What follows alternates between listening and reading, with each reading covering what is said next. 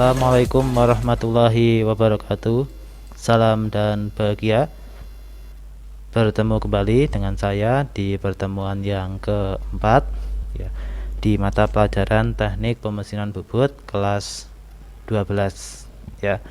Di pertemuan keempat ini kita masih online ya, masih pembelajaran jarak jauh.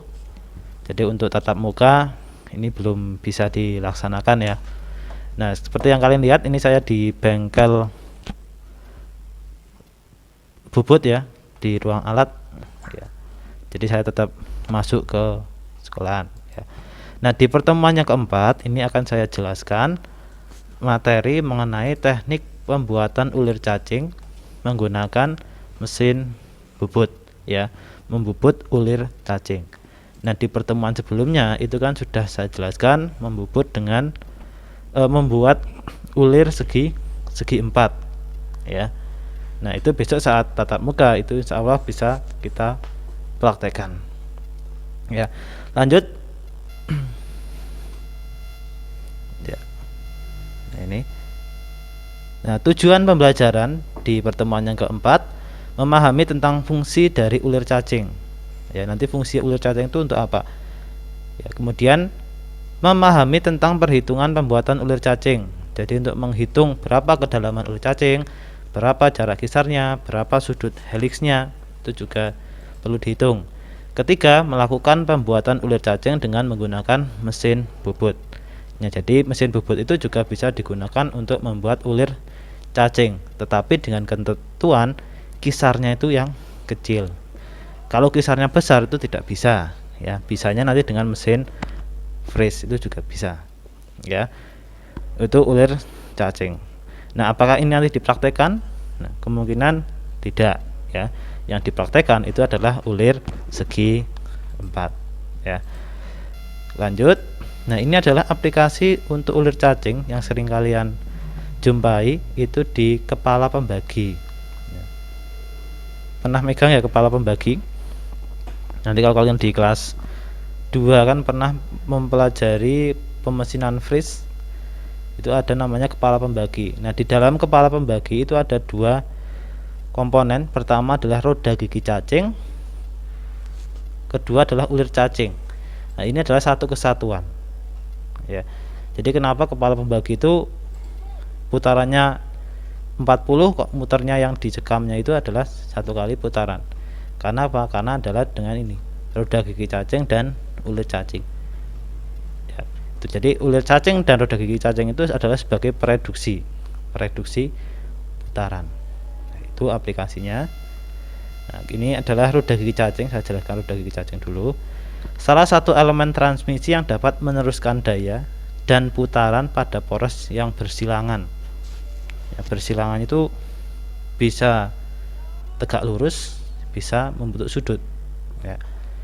Jadi bisa mengubah putaran ya. Jadi putarannya tadinya ke arah utara bisa diubah ke arah timur ya.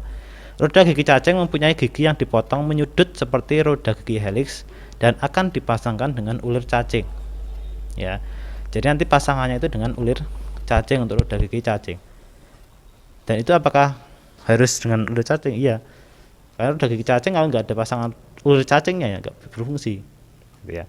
Penggunaan roda gigi cacing secara umum untuk mereduksi suatu kecepatan ya. Jadi perbandingan kalau di kepala pembagian 1:40 ya. Jadi kalau kalian punya putaran 1000 itu bisa direduksi dikurangi bagi 40 itu berapa ya, itu. Jadi kalau perbandingan 1:40 ya dibagi 40.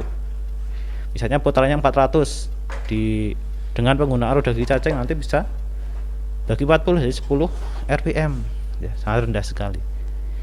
Roda gigi ini akan menghasilkan putaran yang rendah namun mendapatkan torsi yang tinggi ya. Torsi itu adalah momen ya, momen yang tinggi. Seperti kalian naik kendaraan gigi 1 itu kan putarannya rendah tapi torsinya tinggi ya, torsinya. Jadi kalau di mobil itu ya dilihat dari torsinya ya. Kalau torsinya tinggi itu biasanya mobilnya bagus ya. Kemudian ulir cacing, nah ini pasangannya roda gigi cacing pasangannya dengan ulir cacing. Jenis ulir yang dapat mengubah putaran sumbu tegak lurus bersilangan pada sistem transmisi. Ulir ini sering digunakan sebagai penggerak seperti pada dividing head atau kepala pembagi dan sistem kemudi kendaraan. Ya, kalau kalian lihat sistem kemudi kendaraan, kalian muternya kan ke arah kanan kiri ya. Tapi bannya, rodanya tuh muternya maju. Kok bisa ya? Karena ada pengubah putarannya. Ya, tuh. Penggunaan roda gigi cacing untuk mendapatkan rasio torsi yang tinggi dan kecepatan putar rendah. Jadi kalau butuh torsi yang tinggi ya dengan ini roda gigi cacing. Nah, torsi yang tinggi itu biasanya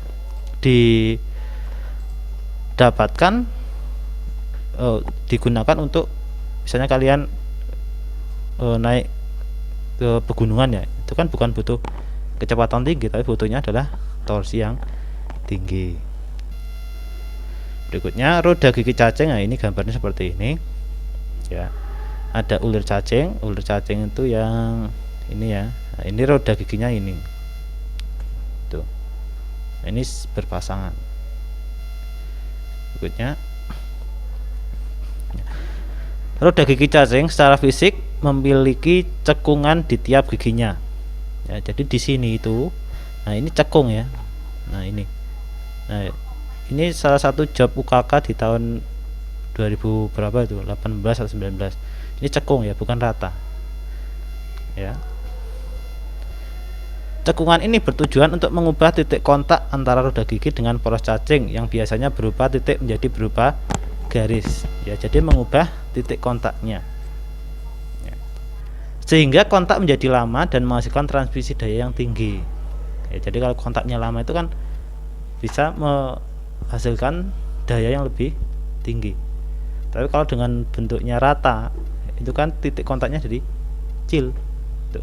Dalam pasangan roda gigi cacing, pergerakan hanya mungkin dilakukan oleh poros cacing saja ya. Jadi yang hanya pergerakan hanya poros cacingnya. Roda gigi tidak mungkin memutar poros cacing, termasuk transmisi satu arah ya. Jadi ini termasuk dalam transmisi satu arah. Jadi nggak bisa putarannya itu dibalik ya. Seperti kalian di kepala pembagi, kalian cekamnya kalian putar, nggak bisa. Bisanya dengan tuas pada kepala pembaginya itu. Nah, itu bisa diputar. Tapi kalau cekamnya diputar nggak bisa untuk memutarkan pembaginya ya, karena ini adalah transmisi satu arah. Berikutnya roda gigi cacing. Batas pemakaian roda gigi cacing, kecepatannya maksimal 40. Jadi kalau menggunakan roda gigi cacing itu kecepatan maksimalnya 40.000 rpm. Kecepatan keliling roda gigi adalah 69 meter per sekon ya. Kecepatan keliling itu ya, kelilingnya roda gigi itu berapa meter per muternya. Torsinya 70 meter kilogram force. Gaya keliling roda gigi maksimal 80.000 kg force. Diameter roda gigi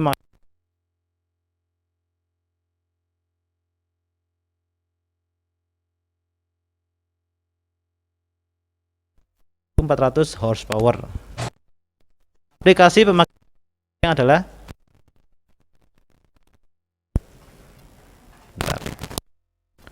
aplikasi pemakaian roda gigi cacing, gigi reduksi, semua transmisi. Jadi kalau mau mereduksi kecepatan itu bisa menggunakan roda gigi cacing.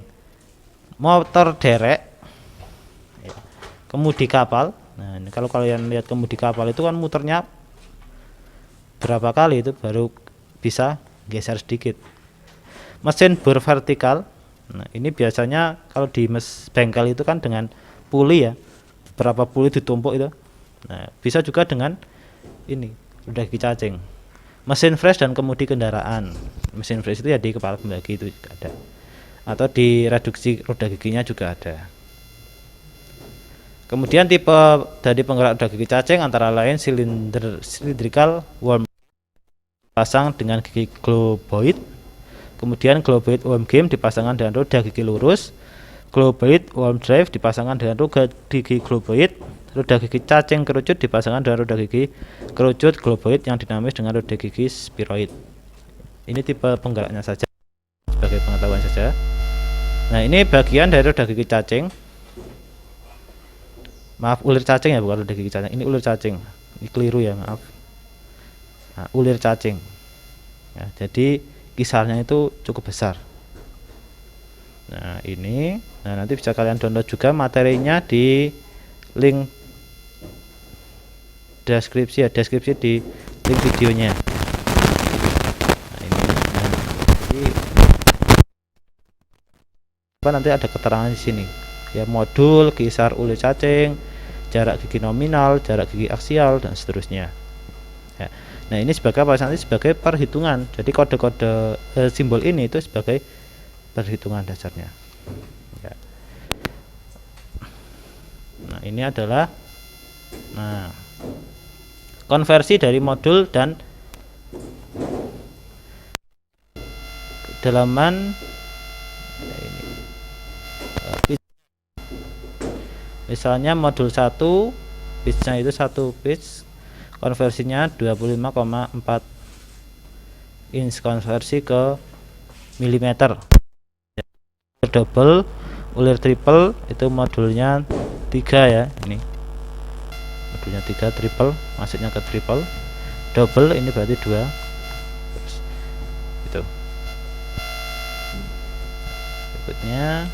Nah, ini perhitungan untuk ulir cacingnya. Modul yaitu adalah MN, modul MT adalah modul lingkar poros berulir cacing, N modul, kemudian cos gamma itu ya, itu sudut kemiringan ulir. Nah, itu bisa nanti nggak usah ditulis ya, nanti bisa di download materinya. Nah, perhitungan menghitung kisar ulir cacing tunggal itu Pi kali modulnya. Ulir majemuk Px nya itu kisar ulir tunggalnya kalikan Z satunya, jumlahnya ya. Nah, ini terus ya, ini perhitungannya nggak perlu ditulis, diameter ulir cacing dan seterusnya. Nah, ini perhitungan sebelum kalian membuat ulir cacing ya. Nah, menggunakan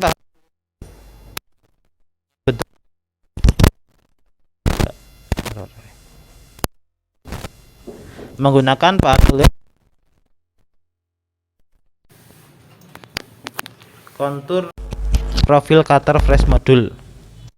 Pertama, menghitung dimensi dan perhitungan profil ulir cacing. Jadi dihitung dulu ya, seperti rumus tadi. Rumusnya nggak perlu dihafal.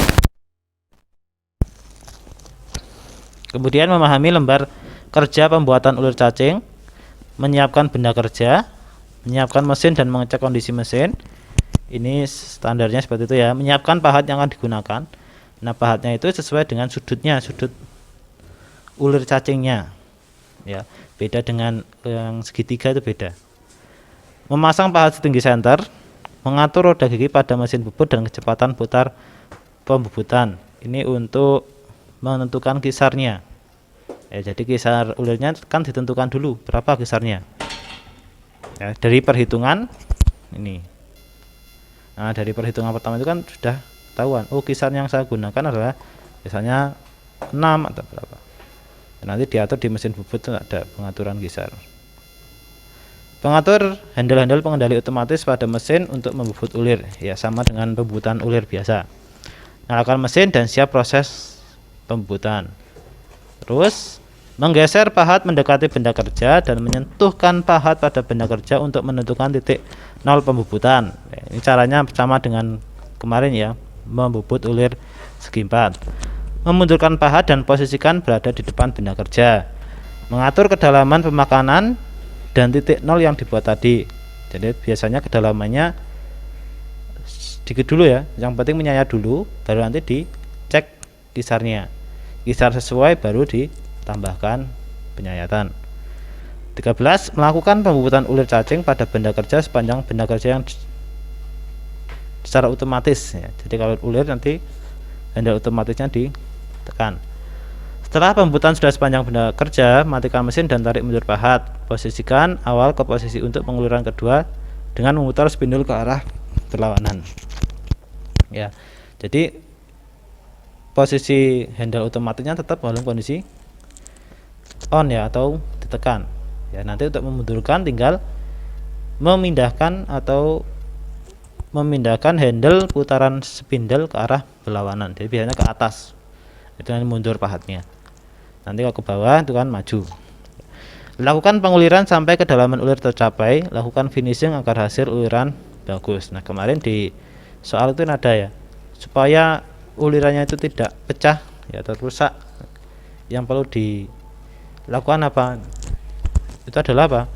Pertama itu memberikan pelumas ya, bisa dengan oli, supaya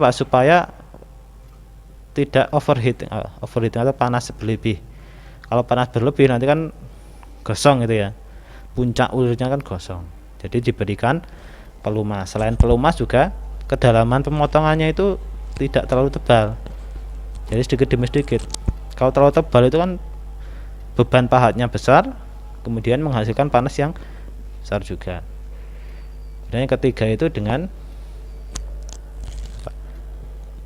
putarannya yang rendah ya, supaya kalian saat membubut itu tidak grogi ya. Kalau putaran tinggi langsung membubut ulir itu kan kaget, nah, bisa menyebabkan kecelakaan kerja. Ke-17, jika sudah sesuai ukuran yang dihendaki, matikan mesin dan tarik mundur. Nah, ini sampai selesai ya. Itu untuk pembubutan ulir cacing ya, maaf ini salah ya, ini adalah ulir cacing ya. Itu jadi untuk ulir cacing itu sebenarnya sama ya prinsipnya dengan pembuatan ulir segitiga dan ulir segi empat. Biasanya yang membedakan itu adalah sudut heliksnya dan kisarnya. Biasanya kisarnya itu besar, jadi sudut heliksnya juga besar ya. Itu untuk ulir cacing ya. Itu untuk materinya di pertemuan keempat ya. Nah ini nggak usah dicatat ya, tugasnya nggak usah menyatat. Kalian bisa download materi ini di link deskripsi ya, deskripsi di video YouTube. Nanti saya share materi. Nah tugasnya itu nanti mengerjakan soal ya, soal jumlah 10 soal ya.